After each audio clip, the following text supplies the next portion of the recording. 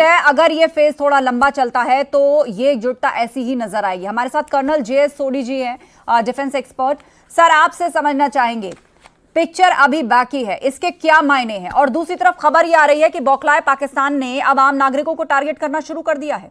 Line of control, नियंत्रण रेखा, अंतरराष्ट्रीय border के पास ताबड़तोड़ फायरिंग हुई है, यहां तक कि तोप से गोले दागे गए, जिसमें कई आम लोगों की जान गई है। जय हिंद आस्था जी, ये मेरा सौभाग्य कि मैं आपके न्यूज चैनल पर विख्यात को पैनलिस्ट के साथ हूं। सबसे पहले मैं भारत सरकार, भारतीय सेना, भारतीय वायुसेना और भारतीय नौसेना को नमन और सलाम करूंगा, जो उन्होंने सफल तरीके से ऑपरेशन सिंदूर को अंजाम दिया।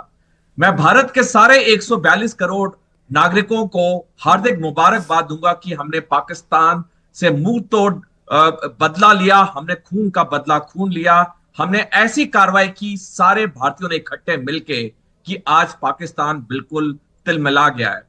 आस्था जी, जहां तक आपका प्रश्न है कि पिक्चर अभी बाकी है, डेफिनेटली पिक्चर बाकी है।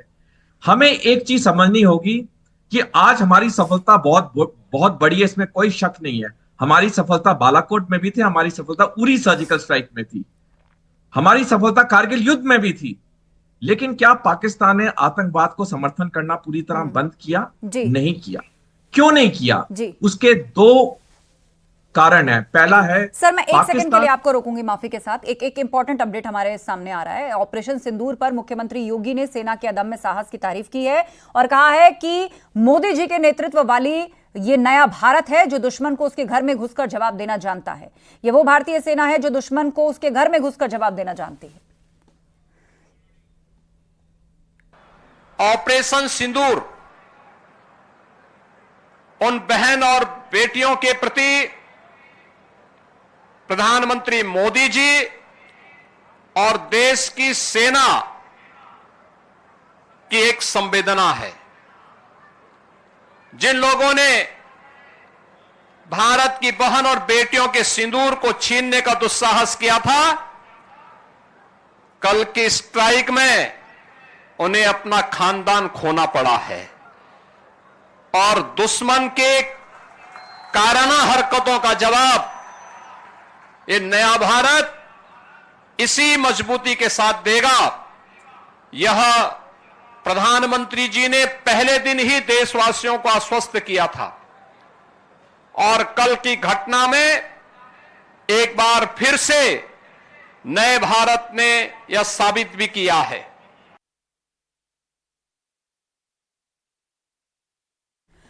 तो पहलगाम आतंकी हमले के बाद भारत ने जो कहा सो किया। पीएम मोदी ने साफ साफ कहा था कि आतंकियों को ऐसी सजा दी जाएगी जिसकी उन्होंने कल्पना भी नहीं की होगी। वहीं केंद्रीय गृह मंत्री अमित शाह और रक्षा मंत्री राजनाथ सिंह ने भी कहा था कि पाकिस्तान पर सख्त कार्रवाई की जाएगी।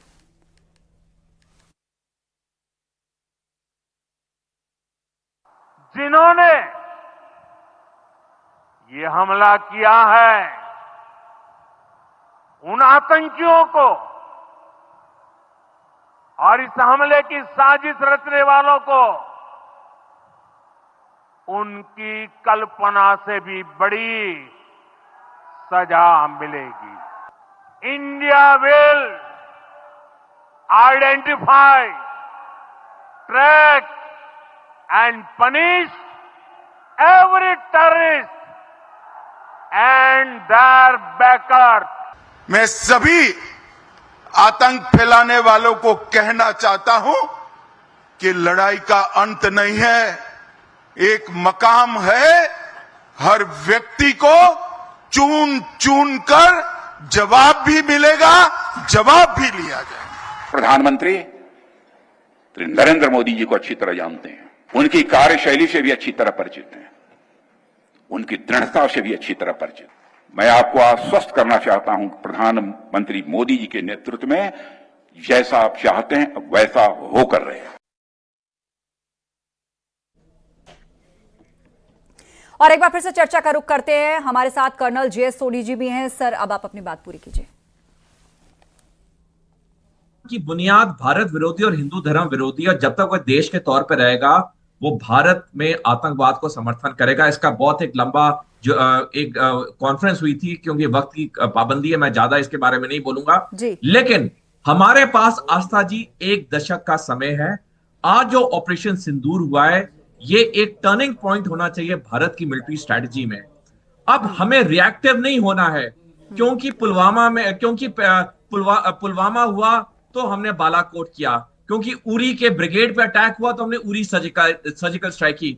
हमें अब आज से एक्टिव होना चाहिए, जैसे इजराइल गाजा पट्टी वेस्ट बैंक में एक्टिव होता है। दुनिया कुछ भी बोले, अमेरिका संयुक्त राष्ट्र कुछ भी बोले, हमें ये करना होगा। और जो ये ट्वीट हुआ है कि पिक्चर बाकी है, मेरे को उम्मीद है कि इसका मतलब ये है। एक टिप्पणी और करना चाहूंगा आस्था जी। 10 सेकंड। आस्था जी, हमारे पास 1 दशक का समय है। हम 1 दशक में अगर पाकिस्तान को सैनिक तौर पे कुचल पाएंगे तो ये भारत की सुरक्षा के लिए बहुत अच्छा होगा। बिल्कुल, बहुत ही लंबा लक्ष्य तय किया है और साथ ही आपकी बातों से ये आत्मविश्वास भी झलक रहा है कि भारतीय सेना उस स्तर और उस काबिलियत और उस कैपेबिलिटी को रखती है कि 10 साल के बाद तक के भी सैन्य विजन को हम अभी चर्चा में ला पा रहे हैं, उस पर सोच पा रहे हैं। रोहित सिंह जी हमारे साथ है, संयोजक युवा चेतना। रोहित जी। माता की जय और जय हिंद की सेना। भारत के महान सिपाहियों के बल पर आज मां भारती के सपूतों ने पाकिस्तान में घुसकर भारत के 56 इंच के सीने का एहसास पाकिस्तान के शिखंडियों को करा दिया है। भारत के यशस्वी प्रधानमंत्री आदरणीय नरेंद्र मोदी जी के संरक्षण में भारतीय सेना के पराक्रम, शौर्य और विजय गाथा की गूंज पूरी दुनिया में गूंज रही है।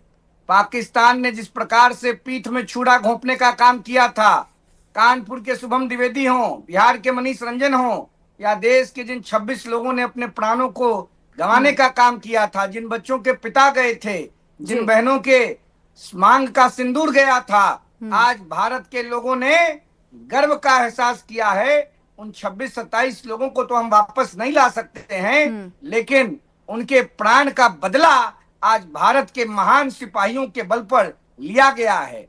पाकिस्तान को एहसास हो गया भारत की मजबूती का। उनका वजीर आलम शहबाज शरीफ या उनका जनरल मुनीर आज अपनी औकात में आ गया, अपनी हैसियत में आ गया। बिल्कुल अनिला जी ने ठीक कहा, जो लोग, ये राजनीति की बात नहीं हो रही है, जो लोग पिछले 10 दिनों में इंस्टिगेट कर रहे थे, पीठ थोकने का प्रयास कर रहे थे, कोई मलयुद्ध का आमंत्रण दे रहे थे, उन लोगों को भी जवाब दिया है भारत के महान सेनानियों ने और भारत की मजबूत सशक्त सरकार ने। यह नया भारत है, नरेंद्र मोदी जी के नेतृत्व का भारत है। यह समय, लोकेशन, डेट और टाइम बता के वार करने वाला भारत है। और प्रधानमंत्री जी ने पाकिस्तान को एहसास करा दिया है, और वो दिन दूर नहीं है जब पाकिस्तान के संसद पर मां भारती का झंडा तिरंगा लहराएगा और पीओके से लेकर लाहौर और इस्लामाबाद, कराची, रावलपिंडी भारत का भूभाग होगा। जी सुधा मिश्रा जी, अब बीते कुछ दिनों की अगर चर्चाओं पे नजर डालें तो आज मॉक ड्रिल का दिन है और बहुत सारी जगहों पे मॉक ड्रिल की गई है, ब्लैकआउट की बहुत सी तस्वीरें सामने आई हैं। तो इस मॉक ड्रिल को लेकर भी सवाल खड़े होने लग गए थे कि अब ये किस तरह के सर्कस में उलझाया जा रहा है। सवाल खड़े किए जा रहे थे कि ताली थाली के बाद अब ये कुछ नया आया है, लेकिन इधर इस तरह की चर्चाएं हुई, इधर आज मॉक ड्रिल भी हो गई, पर असल सायरन बजा पीओके और पाकिस्तान में। तो सेना की रणनीति इसी तरह से होती है। तो इस तरह के जो सवाल उठते हैं उससे कहीं ना कहीं एक अपने सेना के प्रति कम आत्मविश्वास झलकता है। आस्था जी, आप जिस तरफ लेना चाह रही हैं या जो हमारे भाई बोल रहे थे, आप लोग कितनी भी कोशिशें कर ले, हम जानते हैं कि कब कहाँ कितना बोलना है। और आज सेना के शौर्य का दिन है। और 2 लाइनें और कहूंगी आस्था जी, ये लोग जो बैठ के आज भी करने को तैयार है, उसको सेना ने कहा हम एक हैं। सेना ने सारी बातों को दरकिनार किया, बोला हम एक हैं। 2 लाइनें आस्था जी, आज मैं बिल्कुल बहुत अच्छे मूड में हूँ, बहुत ही अच्छे मूड में। मुझे अपने देश के अंदर की बातें बाद में करनी अच्छी लगेंगी, मैं कर लूंगी। और जो सबसे महत्वपूर्ण बात है, जिस बात का एहसास हम सबको रोज होना चाहिए कि जमीन पर घर बनाया है मगर जन्नत में रहते हैं। हमारी खुश नसीबी है कि हम भारत में रहते हैं। काश भाई इतना अपने मन में आज तो रखिए। आज सारा द्वेष विद्वेष, सेना के वो चित्र जहां पे 2 बेटियां बैठी थी, वहां पे उन्होंने साबित किया कि इस देश में कुछ और नहीं। जब कुरैशी जी, जिनकी बेटी वहां बैठी थी, जब वो बात कर रहे थे, उनकी आंखों को आपने देखा होगा, आपने वीडियो जरूर देखा होगा। उन्होंने साबित किया कि इस देश को कोई कितना भी तोड़ने की कोशिश करे, कोई कितना भी कुछ करने की कोशिश करे, इस देश की एकता, इस देश के सेना का शौर्य कभी कम नहीं होगा। बिल्कुल। विपक्ष और का ये काम जो वो दो काम नारी करते शक्तियां रहेंगे। हैं जिनका लेकिन नाम बार बार लिया जा रहा है सुधा जी, और ये इस बात का भी परिचायक है कि इस देश में, इस देश के अंदर सबके लिए अपॉर्चुनिटीज बराबर है। किसी को किसी आधार पे ना रोका जाता है ना टोका जाता है। जिसके अंदर जज्बा है, काबिलियत है, वो अंततः वहां पहुंच ही जाता है। जिस तरीके की बात आज कही, जिनका आप नाम ले रही है, उन्होंने भी कहा कि ये अपने आप में गर्व का पल है। कुछ समय पहले न्यूज़ 18 के वो कॉन्क्लेव में भी आई थी और यहाँ महिला सशक्तिकरण पर हम उनसे बात कर रहे थे, तो हमारी एक एंकर ने उनसे सवाल किया, तो उसके जवाब में उन्होंने यही किया कि ये मेरा सौभाग्य है कि मैं इंडियन आर्मी या भारतीय डिफेंस जैसे इंस्टीट्यूशन में मुझे काम करने का मौका मिला है। अनुराग भदौरिया जी। देखिए, जैसा कि मैंने पहले बोला, फिर बोलता हूं, जो शौर्य हमारे देश की सेना ने आज दिखाया है, सभी भारतीयों को का सर गर्व से ऊंचा हो गया है। सभी लोग इस बात के लिए बहुत प्राउड महसूस कर रहे हैं कि हमारी भारतीय सेना ने जो कर दिखाया है वो अद्भुत है।